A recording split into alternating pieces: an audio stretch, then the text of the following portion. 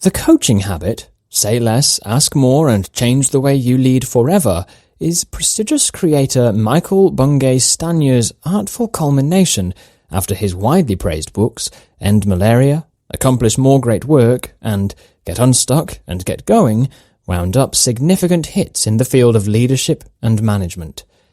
Distributed in 2016 by publisher Box of Crayons, which Stanier has established and is right now filling in as the senior partner, The Coaching Habit gives a crisp interpretation of management manuals with his clever and fun writing style, capturing every audience with his articulateness, his significant commitment, and his incredible expository and critical thinking abilities.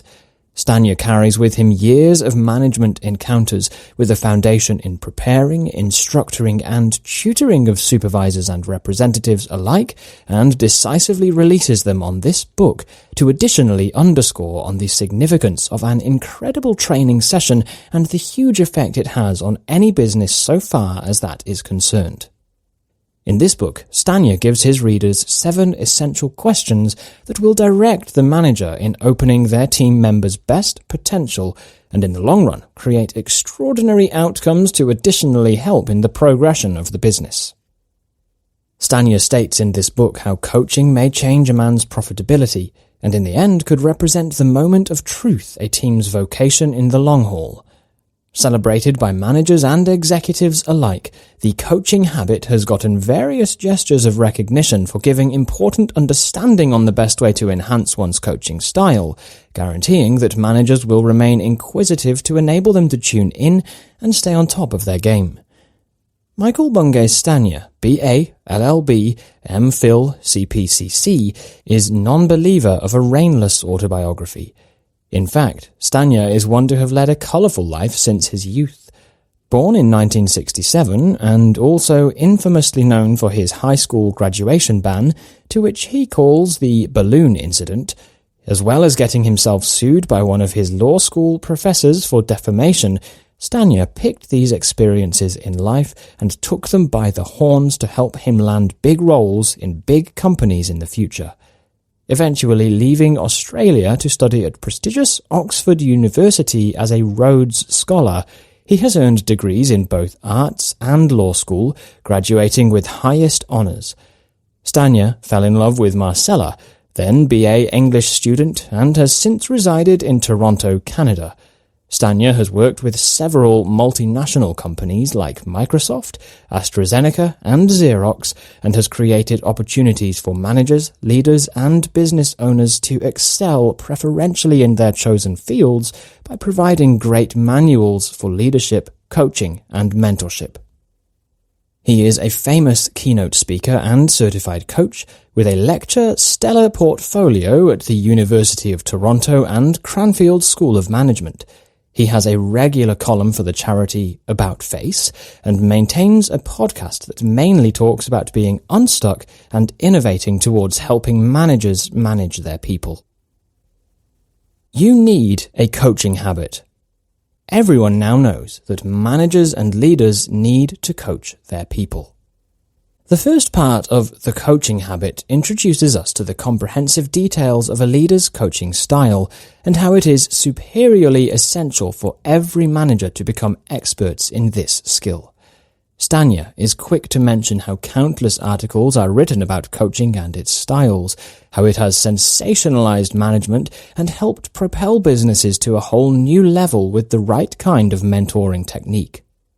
Stanier introduces his readers to influential psychologist, science journalist, and author of 1995 New York Times bestseller Emotional Intelligence, which makes the emotional quotient equitably paramount to intelligence quotient, or better known as IQ. Goleman explains in his book how emotional intelligence is a learnable skill that can be used to propagate positive culture and thorough mentorship in a company or business, and how it could be beneficial to be taught as part of a school's curriculum. Stanier further explains that a part of Goleman's 6 essential leadership styles is coaching, and how it has created a positive impact on performance metrics such as productivity and culture, though it is, sadly, the least used leadership technique. The second part of this overture is an invitation to realizing that managers have tried, yet failed countless times to improve their people's performance through coaching, however, has not managed to get the results they so desired. Stanier then gladly presents a study conducted in 2006 by leadership training and development agency Blessing White, who has concluded that a majority of managers have participated in a coaching training or workshop. However, only less than 1 in 4 people being coached are happy about their session. In addition, 10% of these people feel like their coaching has negative side effects to their performance and are not looking forward to their coaching sessions, to which Stanier gathers that there are 3 reasons for the decline in the leadership skills and the people's adaptability to the coaching session. First, he cites that this is because of the lack in comprehensive training, the overly theoretical workshops, and the divorce of the training from real-life challenges. Second, he attributes it to a leader's hesitation to try something new and instead persist on what they are comfortable with, unwelcoming innovative ideas. Thirdly, he explains the simple manager's behavior of wanting to be in control, how they would rather give unsolicited advice rather than ask questions, therefore lessening the time to listen to their people's real sentiments. To conclude the first part of the coaching habit, Stanier states that effective coaching not only helps the staff, rather it is also beneficial and equally significant to a manager in an organization by creating a coaching habit to be an effective leader who breaks free from contaminated circles that only trap a person's management skills in a dark abyss. He makes an example out of his company, the box of crayons, and interprets the 3 vicious circles, naming them creating overdependence, getting overwhelmed, and becoming disconnected as the consequences of poor coaching and mentorship styles. Stanier then announces to the readers the 7 essential questions that will help the reader break away from the vicious cycles and consequently create a culture of effectual coaching sessions that lead to efficacious partnerships within the company that may transcend to their people's performance and the business's éclat. How to build a habit, in which we unpack the real science of how to change your behavior, rather than relying on the myths and lies that you'll find on the internet. The second bullet of Stanier's book, The Coaching Habit, commences with the author's account on what a usual day looks like for a manager pulling strands from his previous experience at corporate.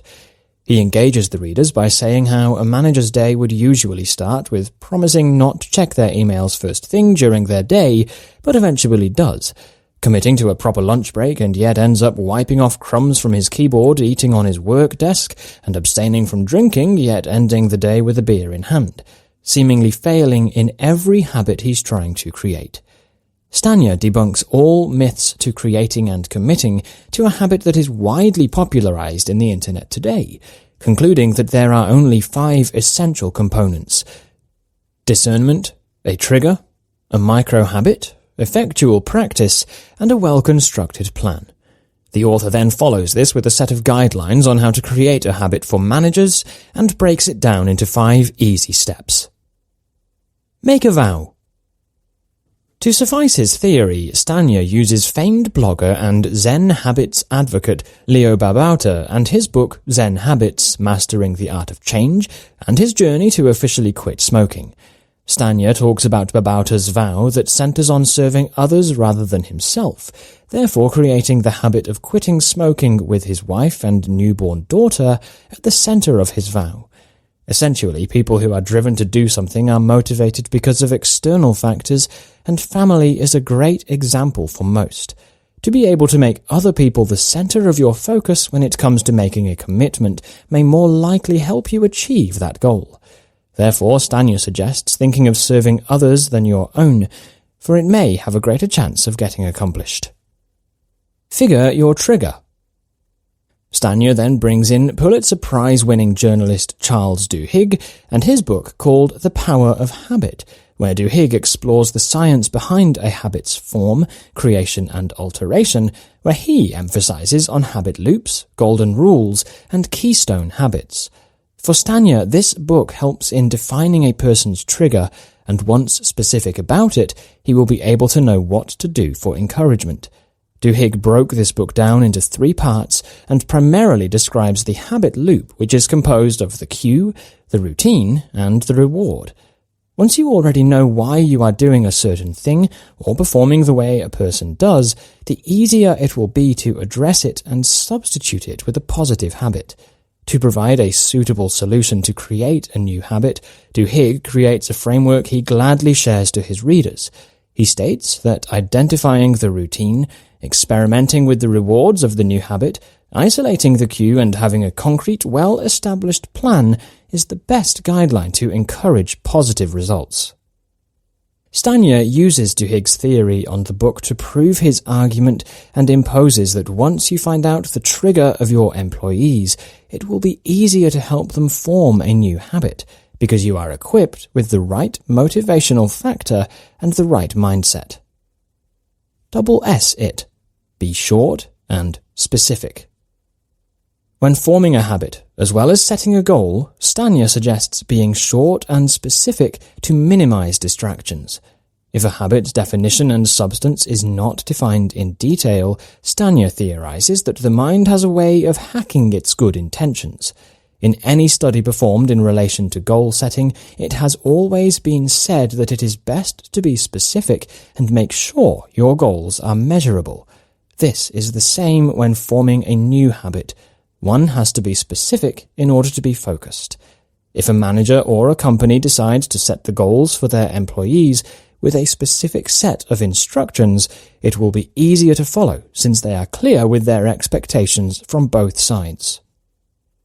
Practice deeply. Stanier introduces his readers to Daniel Coyle, New York Times best-selling author of The Talent Code, where Coyle unlocks the secrets into finding how to excel in areas such as music, math, arts, sports, and everything else. This little book of talent hastily gives out 52 tips to improve one's skill and focuses on hotspots for certain skills. Stanier gives examples like how Brazil is to soccer and New York is to music because of Juilliard. To prove his theory, Stanier says that to practice deeply is to be repetitive, and to be repetitive is to do the skill over and over again in order to be masters in the field. This book has provided grounds for this based on several development studies, which says the key to mastery is repetition. Though it may not be fun because of the feeling of going through it over and over again, it is also knowing when and what to do in case everything is done another way. To spice things up a little bit, some studies suggest repeating with different sets of people: family, friends, by yourself in the front of the mirror, or with your boss. As a matter of fact, if we take a look into an athlete who is crowned MVP by the time he's in his late 20s, he has already practiced thousands of hours mastering the skill of ball. This is no different with managing your employees and helping them and yourself build new skills and become a master in it. Plan how to get back on track. Lastly, Stanier admits that everyone in their life fails at some point. However hard the fall, it is crucial to get back up, even if it would be easier to give up. He quotes psychologist and Cyblog founder Jeremy Dean, and states that one should always be aware when a challenge surfaces in order to make a quick and swift resolution to the problem. Let's face it, everyone goes through a pitiful downfall every now and then, but it is a choice to stay down there or get back up. Stanier strongly suggests the latter, explaining how important it is to wipe the dust and stand up again. Analyze the situation, acknowledge your mistakes, and move forward. To be great is to be strong and resilient in every situation, no matter how hard it gets. Stanier then concludes this part of the coaching habit with a few tips up his sleeve on how to build and sustain a new habit. He positively suggests that starting somewhere easy is the primitive thing to do. Starting small and taking tiny steps wouldn't be too hard as well. He also adds that it's okay to expect resistance, especially in a new habit, as he empathetically reasons that this is all natural and expected of a human being in development. Question Masterclass Part 1. Ask one question at a time. The question masterclass parts in the coaching habit can be found in every chapter with an objective of giving out actual tips and lessons to the reader for best results. The question masterclass joined forces with the 7 essential questions will help the reader maximize all potential advantages this may possess and use them in real-life situations. For the first part of the questions masterclass, Stanier suggests to ask one question at a time. In an effort to drive the readers to his point, Stanier tells a story about his good friend and award-winning author Matt May, where he tells a story of the Paris traffic in a roundabout where different cars from all sorts of streets connecting to it are coming at him, as he simultaneously feels the build-up of the pressure. Stanier associates this to getting thrown a gazillion questions at a time, not knowing which to answer first or what the question really is. Overwhelmed with the feeling of being interrogated by police, a person may opt to hinder from cooperating with his manager once too many questions are asked at a given time. To form this habit, Stanier suggests asking one question at a time, then waiting for the answer while staying quiet. This, he argues, is the best way to know how your people are motivated, through their answers, and you can get the real answers when your people feel comfortable because it helps them say what's actually on their mind, compared to telling the manager what he only wants to hear. Or worse, just agreeing to everything the manager says. As a manager, your goal isn't to police and tell your team members what they fouled up. As a supervisor, your goal ought to be to draw out the best forms of your team members through consistent coaching and goal setting. To do this successfully, you need to know where this worker is originating from and what they are considering. A manager won't have the capacity to decide this unless their team begins talking, and for them to be sufficiently agreeable to do that, a manager needs to back off and make inquiries one by one. The normal conduct of a representative is being hesitant to talk up, particularly amid coaching sessions. Most representatives would rather mind their own business with their new thoughts, with the possibility of getting questioned upon or opening up another can of worms they can't shut off, in any chance that they say the wrong things. Stanier proposes making inquiries, each one in turn.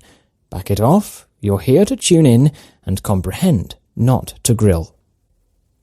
The kickstart question, in which you discover the power of an opening question that gets the conversation happening fast and deep.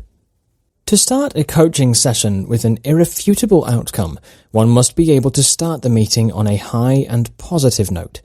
The first few minutes of the coaching session, as Stanier advocates, is crucial because it sets the tone of the whole concourse and may determine the mood. Stanier suggests that breaking the ice during the first part of the meeting would be valuable for both parties as it takes away all feelings of awkwardness and drives away uneasiness.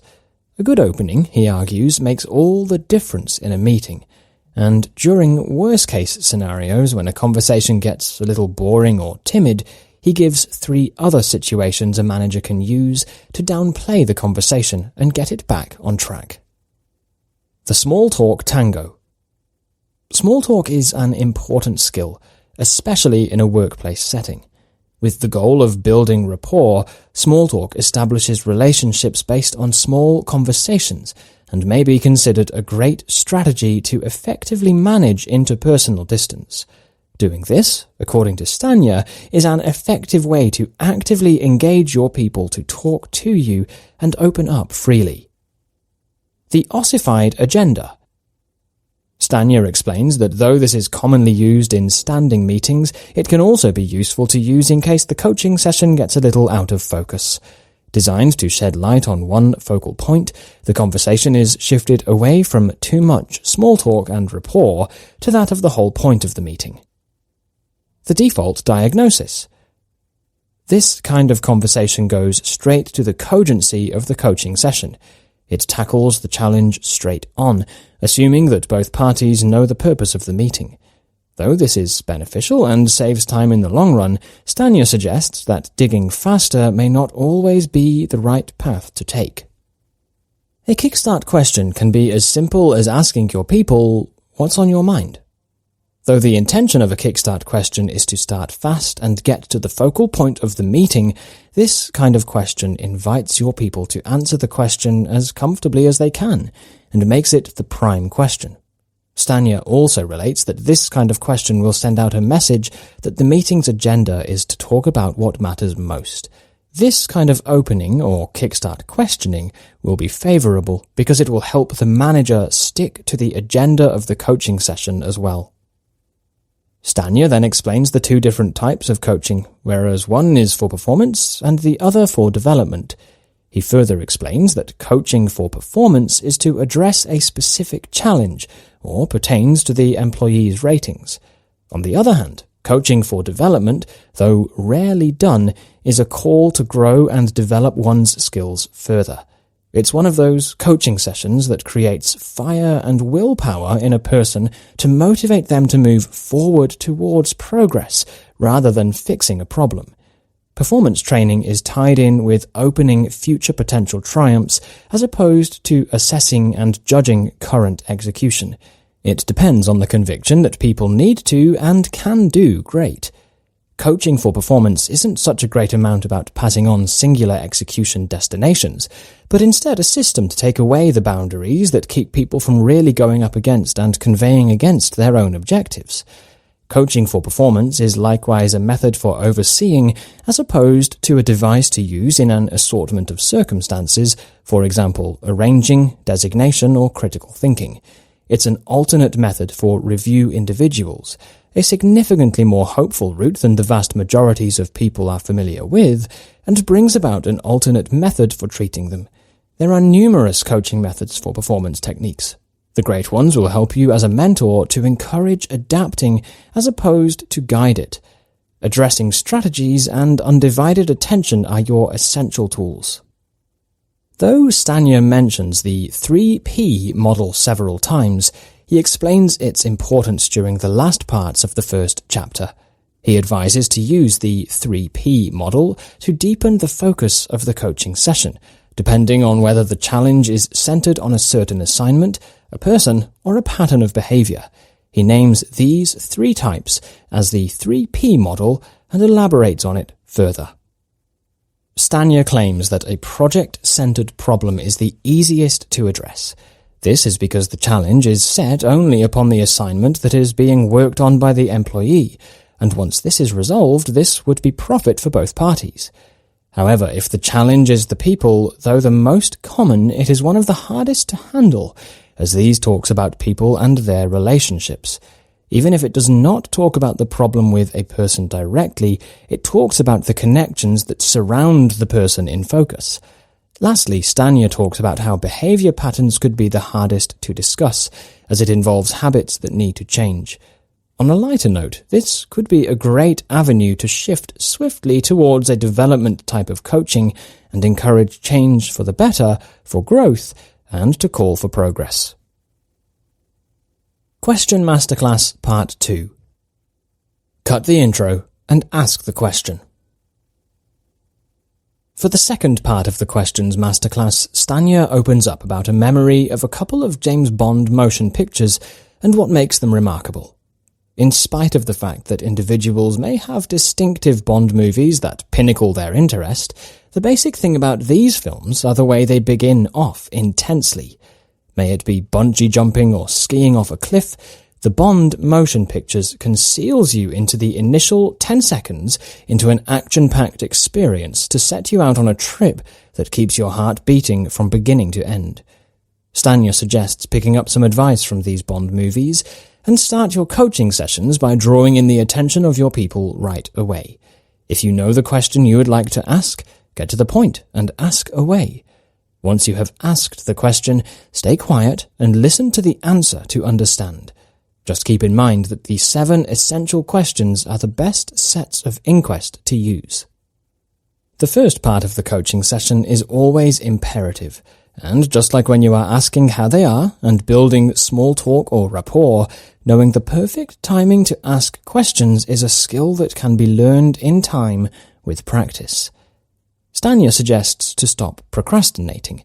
trying to look for the perfect words to say, framing what you want to convey and its possible consequences, or trying to warm up the meeting, as this will only lead to vicious circles where both parties either become bored or be placed under a lot of awkwardness. Consequently, never risk having too much small talk that both parties veer away from the whole point of the coaching session and crunch on a few minutes for the real reason of the meeting. Suggestively, one must be able to list down a set of questions he may ask so that he can be prepared during the meeting. The AWE question, in which the best coaching question in the world is revealed, and you marvel at the power of 3 short words. Chapter 2 of The Coaching Habit commences with Stanier's account of watching an amateur magician perform and how it makes people appreciate the good ones even more. Though magic is known for the tricks and seemingly manipulation of things unknown, it is highly comparable to what Stanier calls the best coaching question in the world, AWE, or and what else. To further prove his theory, Stanier uses American inventor and marketing personality Ron Popeil, who is well known for the line, "But wait, there's more," on commerce television shows in the mid-1950s. Known for their convincing pitches on TV to nail that sale, these anchors used phrases and words that were power-packed enough to convince audiences to purchase whatever it was they were selling. Stanier also introduces authors Chip and Dan Heath, who wrote best-selling management book Decisive: How to Make Better Choices, which he uses as a fair ground to further emphasize the importance of asking the AWE question to lead to more answers. Talking less and asking more is the best way to move forward, according to Stanier's concept. The more time a manager spends on asking and listening for the answer, instead of demanding for things to be done his way, the more chances of getting a positive feedback from the coaching session. He acknowledges that this will be a hard habit to form, as people have the tendency to become experts and know-it-alls in fields they feel they specialize in. However, it is also extremely important that managers listen. Through listening and asking, and what else, a manager opens up the employee to think and give more opinions. Who knows? One of those answers could be the big idea that leads the business to a bigger form of ascendancy. One of the good things about asking questions is asking the right questions to lead to the answer you would like your people to think to have the proper mindset. It is not really that managers should never give advice. Instead, Stanier actuates that listening without giving advice is a habit a manager should form. If the answers came from the employee himself, there's a bigger chance he would believe that the idea is going to work, mainly because he thought of it. The AWE question, as Stanier puts it, can also be a tool to use to buy some time. If you, as a manager, would like a moment or two to handle your thoughts, maybe figure a few things out, the AWE question is a great tool to buy you some time. The author follows this statement up with a few guidelines on how to ensure the AWE question works every single time. This includes staying curious and genuine, ensuring that you are sincerely interested, not just asking the question to tick off that box from your mental checklist. In addition, a manager should be able to recognize success once confronted with it, especially when the employee answers, "There is nothing else." Instead of pushing it further, one must be able to move forward swiftly and with ease. Stanier also warns that though this is the best question in the world, the AWE question may also become a paradox choice when pushed too far. Stanier relates the book The Paradox of Choice, written by author Barry Schwartz, who tells a story about using the AWE question. Schwartz states that these questions are not to be used to generate a million answers or a handful of new ideas. Rather, they are to be used to know what is already on their mind. By knowing what your employees' ideas and thoughts are, this will help the manager to know how to address future challenges and motivations alike. The AWE question, as Stanier states, will also help the manager shut up and listen. Because it will be asked more than once, with the employee usually taking time to explain what is going on in his mind, this will help the manager to listen and understand, At the same time, develop a habit of giving unsolicited advice until the employee says, "There is nothing else." Stanier ends the chapter by stating down the habits to build. 1. Write out the moment and the trigger of that specific moment. 2. Write out the old habit you would like to change, and remember to be specific. 3. Lastly, describe the habit you would like to form. Question Masterclass Part 3. Should you ask rhetorical questions? The third part of the Questions Masterclass discusses rhetorical questions. According to dictionary Merriam-Webster's definition, a rhetorical question is a question wherein an answer is not required. These types of questions are most commonly used to prove a point or persuade someone. It's a question where the answer is not as important as the effect of the question to the one being asked. Rhetorical questions, as Stanier clarifies, are not considered asking questions, which means they are not part of either the AWE questions or the 7 essential questions. It is pivotal that managers do not mask their advice with a rhetorical question and make it a fake statement, seemingly out there to trap the employee into thinking they are being asked, when in fact it was an advice that posed as a question. In essence, a manager should be able to filter out the real questions from the fake ones, since they are the authors of these statements. Keep in mind that the goal is to ask questions to get the employee's thoughts and information freely and efficiently. At the end of the coaching session, the employees should not feel like they just participated in a long exam either. The employees should feel light, comfortable, and happy that they want to perform better moving forward. One of the keys to a successful coaching session is to realize that these meetings are employee-focused and it is to help them succeed. The focus question, in which you find out how to stop spending so much time and effort solving the wrong problem. The third chapter of The Coaching Habit opens up with a few science experiment stories that ended up being successful. Though science is acceptable to this kind of scenarios, the corporate world of business is far from accepting experiments as well as trial and errors in their blueprint.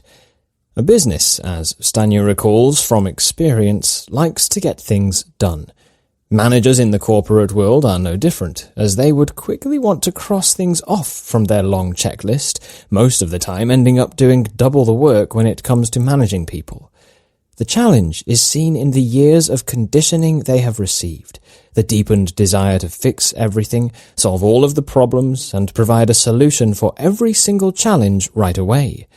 Because of this, the wrong outcomes may come to life, like working on the wrong problem, doing work that is not yours, or not getting your actual work done. You're solving the wrong problem. Your team has escalated an issue, and you have the perfect solution to this. However, your team may have described a secondary challenge, a ghost of a previous challenge, a half-baked problem, and you jump right into the wagon and provide an instant solution because you were conditioned this way. Unless you start asking questions, you may not get to the root cause of the problem. Worse is, you may be giving an instant solution to a problem that is not existent. By doing this, a lot of time and effort is wasted to solve a problem that doesn't exist in the first place, and wasting too much energy can lead to burnout or may not help you get as focused on the real problem. Ask questions to know the root cause to get to the true problem, and from there, get your team's ideas to solve it. Stanier advises to focus on the real problem instead of the first mentioned problem. Question Masterclass, Part 4. Stick to questions starting with what. The fourth part of the Questions Masterclass starts with Peter Senge, American systems scientist and senior lecturer at MIT Sloan School of Management and author of The Fifth Discipline. This book was monumental in the world of leadership and management, as Senge was the first to introduce the tool called the 5 Whys, wherein the whys are used to find the root cause of every problem presented. Goodreads Choice Awards Best Business Books nominee and inspirational author Simon Sinek even used the 5 Whys as a theme for his internationally acclaimed book, Start With Why: How Great Leaders Inspire Everyone to Take Action. But Stanier is not here to ask his readers to highlight the 2 aforementioned authors. Instead, he clearly asks his readers to ignore them. Instead of asking why, he urges his readers to ask what, to avoid putting your people in a defensive mode. He further states that this question of asking why may only trap you into circles that just go round and round, with no way of actually solving the problem at hand. The what question, in essence, is a question that welcomes anything your people want to discuss during a meeting. It is open, it is universal, and it is definitely inviting the other party to think freely. By asking what, you're also asking them to become more specific and to think even further about what you are trying to present. Stanier simply puts it as, if you're not trying to fix things or resolve a problem, then there is no need to know the backstory. An irresistible 1-2-3 combination. The first 3 questions can combine to become a robust script for your coaching conversation. This part of the book fills in as its halftime show and demonstrates where Stanier gives out an arrangement of sample scenarios and role-play scripts that can be utilized as a part of a real coaching session. He makes it simple, easy to understand, and straightforward, influencing the procedure to appear to be easier than it is by all accounts. The foundation question, in which the question that lies at the very heart of adult-to-adult relationships is discussed. In the first bullet of the chapter, The Foundation Question, Stanier introduces Peter Block, whom he describes as a brilliant thinker. Block, an American author and consultant, has written the book Flawless Consulting, which Stanier suggests should be on top of a manager's bookshelf if he has intentions on getting things done. Block pens this masterpiece with so much warmth and passion that it makes it what people call the manager's consulting Bible.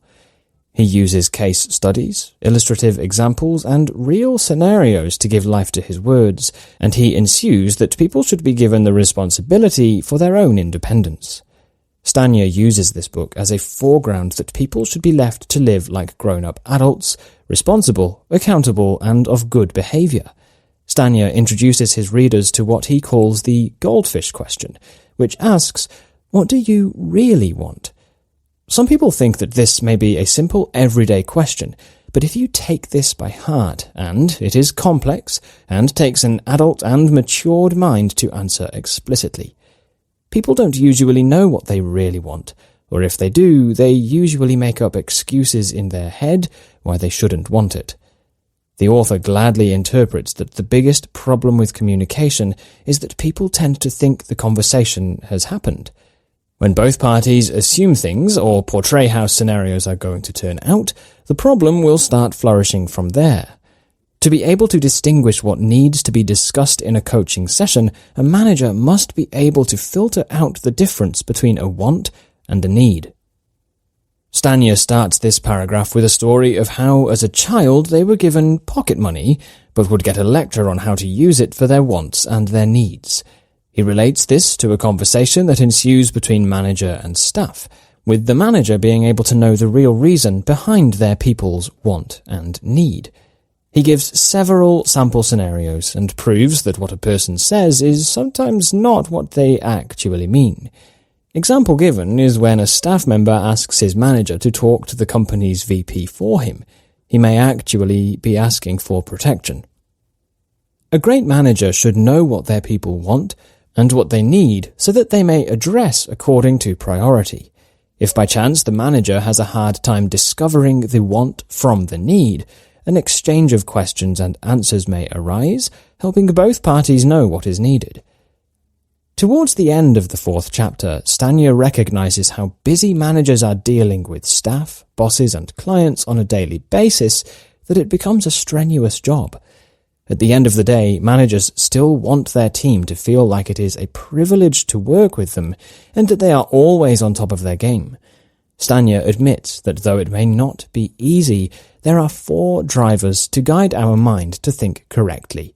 He sets an acronym for these 4 drivers and names it TERRA: tribe, expectation, rank, and autonomy.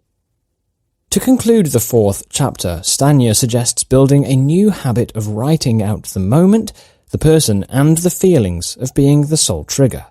To support this, he also suggests describing your new habit and asking yourself the question, what do you want? And maybe even exchange answers with your team. Question Masterclass Part 5. Get comfortable with silence. The 5th part of the Questions Masterclass asks its readers to be comfortable with silence. Although managers are known to always know what to say, Stanier advises that the new habit should evolve around getting comfortable with silence to encourage the employee to think and analyze the situation, to encourage new ideas. Stanier quotes that silence is most often the measure of success. Even if it may be uncomfortable at first, bite your tongue and do everything you can to not fill the void. Silence is also considered golden by some, linking this silent treatment to self-analogy and reflection, leading a person to discover new things amidst the quietness in the environment around him. Silence in a business is also essential, as Stanier proves, because it helps the manager to listen and analyze more. In the silence, you will also be able to see the verbal and non-verbal actions of the person you are talking to, including reading what may be going through their minds and through their facial expressions. Being silent tells the employee that you are definitely here to listen and that they can express anything they would like to. Likewise, a manager cannot collect information he needs to acquire in a noisy environment, where most of the time the manager tends to overlap in conversation, talking over the employee. Therefore, for this masterclass, Stanier suggests that great leaders should get comfortable with silence, savor every moment, and listen actively. The lazy question, in which you discover the question that will make you more useful to those you manage while working less hard, and you decide that being lazy is a good thing after all. For the 5th chapter of The Coaching Habit, Stanier explains the difference with being helpful and helpful. The latter is the kind of helpful wherein you want to do things yourself and disregard your people's capabilities and strengths. Maybe you just want to get things done faster. Maybe you feel like you know this more than anyone else. Or maybe you just really want to help. Whatever your reason may be, this has to stop, and you have to let your people do what they're supposed to. Otherwise, you will end up feeling like the world's weight is on your shoulders, and that may lead to exhaustion and frustration, not to mention the impact it will have on your team, which will make them feel worthless. At the heart of this chapter, Stanier brings out the transaction analysis theory. Transactional psychoanalysis is a psychoanalytic hypothesis and method therapy wherein social dealings are analyzed to determine the ego state of the patient. Stanier explains that in this Dr. Karpman-developed interpretation, the dramatic event trigon shows time assumes that we're acting less than fantastic variances of ourselves with most of the people we interact with. Stanier states that if you've ever found yourself playing one of the 7 dysfunctional dwarves, sulky, moany, shouty, crabby, martyry, touchy, and petulant, you may be bouncing between the roles of victim, persecutor, and executioner. He explains in full detail the roles of each and gives his readers a peek into how these identities think and behave.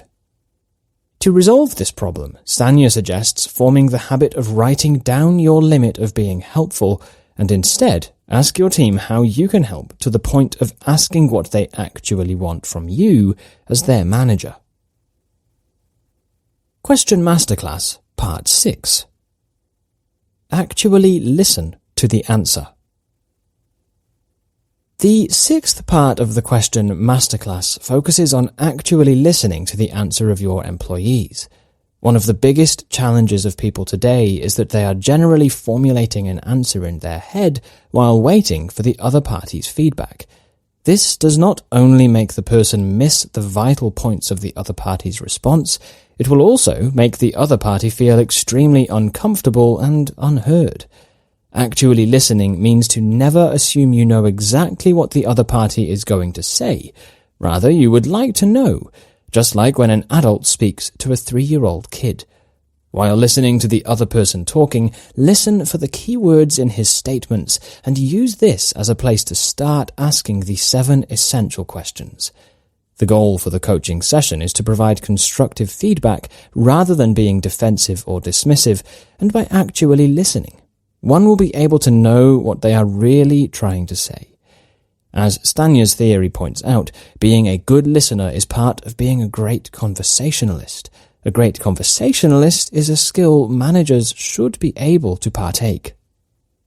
Stanier supports that the new habit will be to effectively listen in, and anytime you get distracted and want to give any form of advice, he encourages returning and remaining silent, listening once more. The strategic question, in which you get to the heart of overwhelm and discover the question at the heart of every good strategy. For the 6th chapter of The Coaching Habit, Stanier starts off by putting in bullets things he would like managers to ban or just stop doing.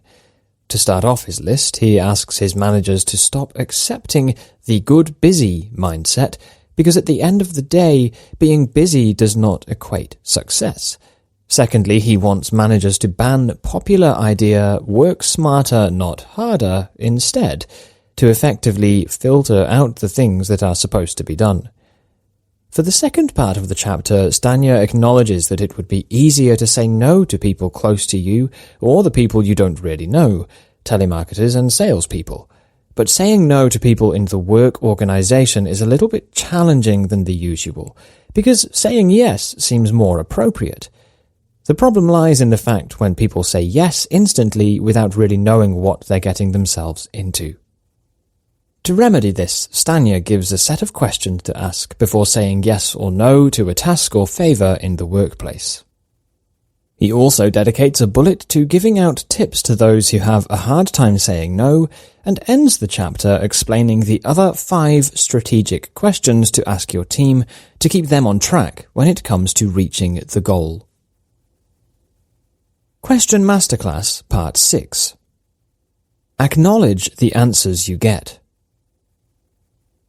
For the 7th question masterclass, Stanier encourages the managers to acknowledge the answers they get after asking the 7 essential questions. The common mistake that happens in a coaching session is to quickly jump from listening to their answer and then responding without even acknowledging what the other party just said. In the world of business, recognition is so important to everyone that it can be a reason for attrition if there is a lack of it here too. Acknowledgement is no different, especially when it comes to new ideas, behavior, efforts, and other things.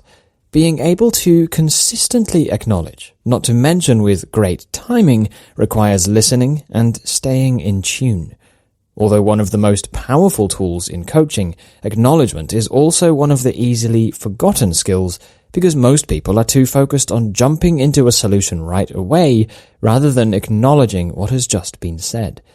To acknowledge is to show appreciation and tell your employees you are listening and that you actually care.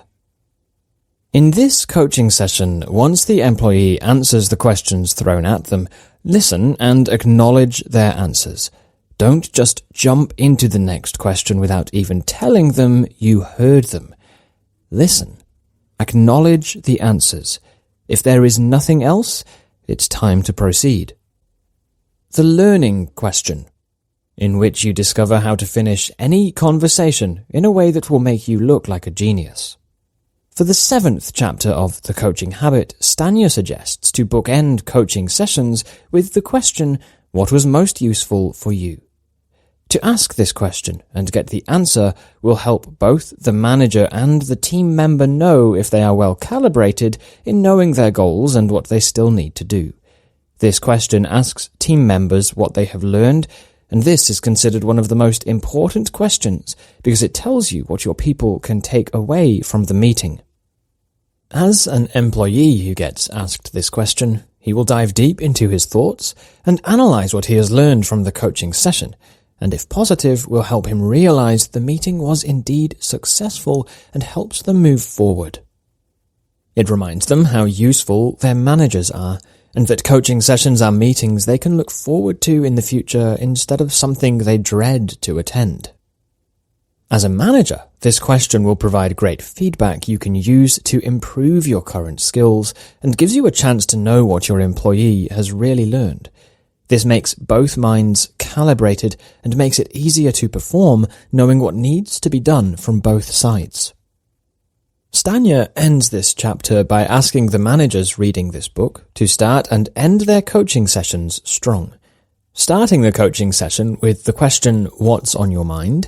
and ending it with, "What was most useful for you about this conversation?" shares the wisdom and embeds the learning to your team members. This will help you build stronger relationships with the people in your team, strengthening your social work contract. Question Masterclass Part 8. Use every channel to ask a question. The last part of the Questions Masterclass further instills how these 7 essential questions will help people in terms of communication, both face-to-face or electronically. Stanier asks his readers to stop spending too much time on their inbox, typing that long, unnecessary advice to the person who just sent you an email, and instead focus their time communicating with their team and developing their members' skills. Stanier concludes the book with an account of his university days in Australia when he decided to go bushwalking, or more popularly known as hiking, at the Budawang National Park. Baggage on his back, and complete with all the equipment he needed, Stanier set out hiking the forest and eventually got lost in the process. He explains that he nearly has no memory of the part where he got off track, relying only on flashbacks of what seemed to be dangerous paths and actions he had to succumb to. When he finally found his way back to the right path, he set out to camp and met another hiker whom he describes as fresh-faced and energetic, only to find out the man has been walking for 15 minutes. Stanier relates this story to that of being a manager and being managed. He advises that the 7 essential questions is the only set you need to become successful in coaching skills. However, he also reminds his readers how curiosity is the real deal breaker in any managerial skill because it keeps the mind thinking.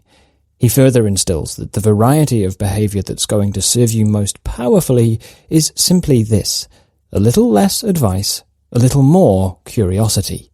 He says to find your own inquiry, discovery your own representation, and above all, keep on building your coaching habits.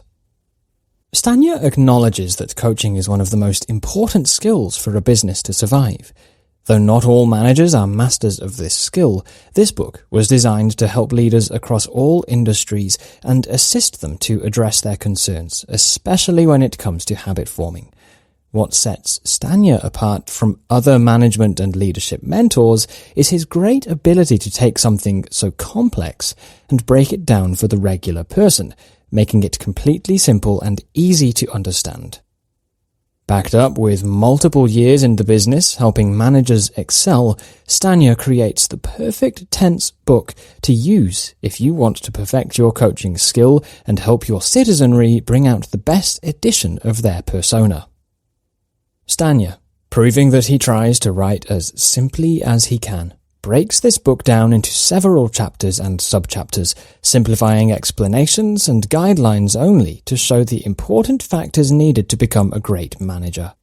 Stanier uses his experience as a manager for several multinational companies to fuel this book and brand it the need to for every manager who wants to truly succeed. Stanier's previous books have been momentous masterpieces as well. A great example is his book End Malaria, where he has helped raise hundreds of thousands of dollars for organization Malaria No More. He is a man who contributed so much to the world of leadership and management, where a lot of leaders consider him a genius. Overall, if we were to sum the coaching habit into bullet points, it would be to ask the 7 essential questions and start with what's on your mind and end with asking them what their takeaway from the coaching session is. In between this, it is best to appreciate and get comfortable in the silence while refraining from giving unsolicited advice. To recap, here are a few things to keep in mind.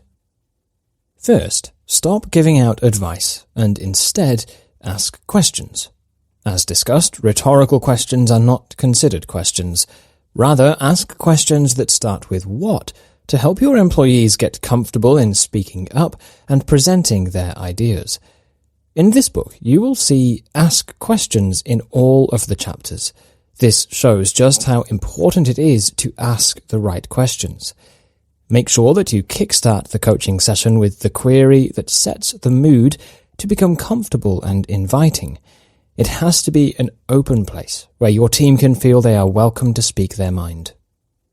Secondly, getting comfortable with the silence does not mean you won't speak at all. It just basically means that you have to let your people have their moment. In a coaching session, it's not about you, the manager, it's about the employee, so give them their time to shine. Let them speak up. While you are doing this, actively listen. Don't stay silent and answer their statements in your head, preparing to pounce any time they say the wrong word. Stay silent and actively hear them out.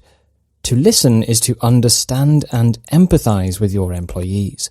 Know what's on their mind and focus your coaching session on them, not you. A careful reminder is to always remember that coaching sessions are essentially employee-centered, and this meeting was created for their development. On the other side, you as the manager have to face it. Managers don't know everything, and this includes what's going through their minds. If you want to know how to motivate your people, this is the perfect time to listen. Do you remember that time you were talking to your manager and he asks you this question which you gladly answer, however, do not get any acknowledgement from him? You're sort of in limbo trying to figure out whether he heard you or he just simply didn't think it was that important. Thirdly, acknowledge your employees' answers and let them know you're listening to them. Let them know you heard them and you're recognizing that they just opened up to you and let you know what's on their mind. To cap off your coaching session, remember to ask your team what they have learned from the meeting. It is important as the kickstart question because it instills in your team that they are in the coaching sessions to develop their skills and learn something new. Sometimes, if not said verbally, people have a tendency to forget their learning and realizations, which make them feel that the coaching sessions have no value.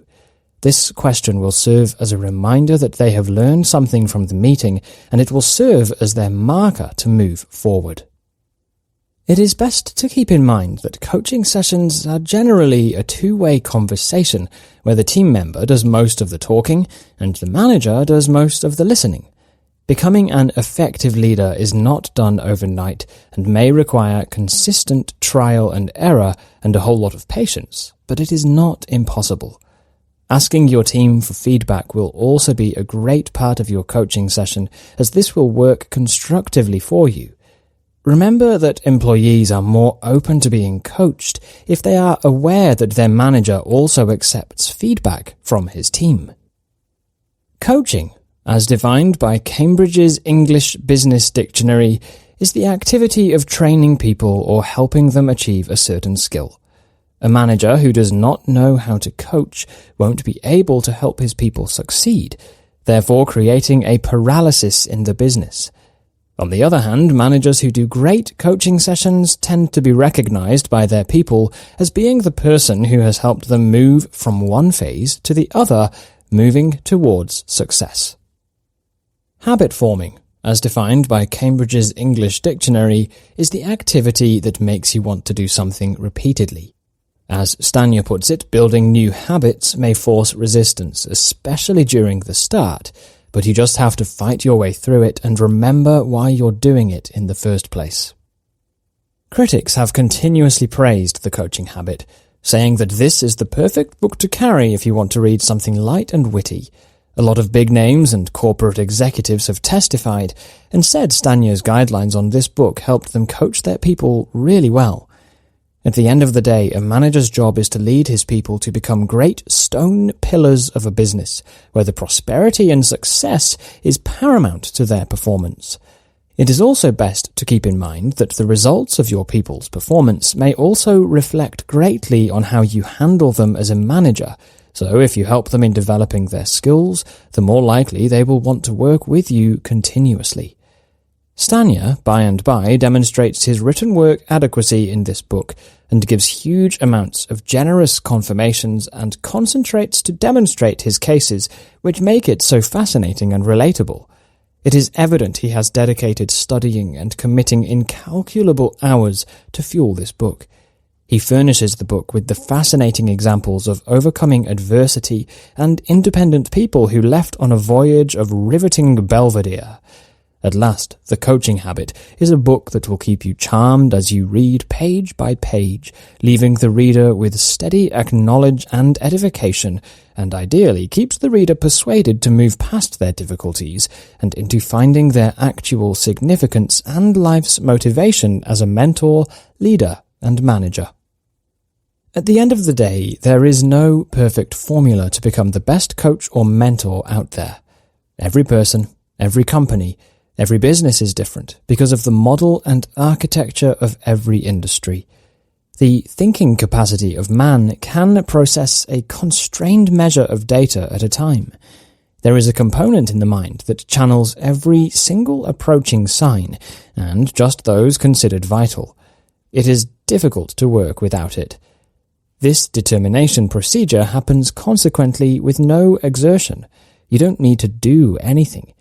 You can, however, nourish your mind to learn better through acquiring more knowledge and impact the significance given to specific data sources.